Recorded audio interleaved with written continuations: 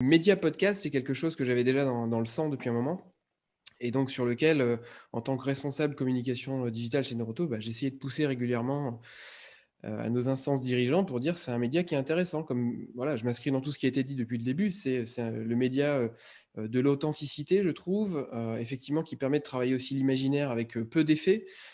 C'est assez rapide à produire, c'est assez simple de faire du montage et puis c'est, une excellente solution, pour mettre en avant des équipes, des projets, des collaborateurs qui habituellement, face à une caméra, sont pas très à l'aise. Donc, nous, c'est des choses qui ont fait que, heu, pour les 50 ans de Noroto, et à cause des conditions sanitaires, on n'a pas pu faire tous les events qu'on imaginait donc, on s'est tourné vers, d'autres types de médias et la radio et le podcast sont revenus, quasiment à chaque fois. Donc ça a été un très bon prétexte parce que ça a permis enfin de proposer quelque chose.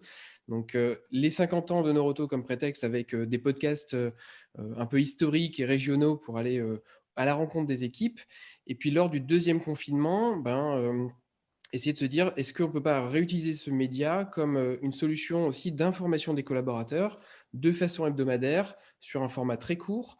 Pour montrer un peu les actualités saillantes de l'entreprise, quelques chiffres clés et puis une interview d'un collaborateur qui vient nous annoncer des nouveautés qui arrivent dans la boîte. C'est un peu, OK. une façon d'informer au fil de l'eau de ce qui se passe dans la boîte en interne comme en externe.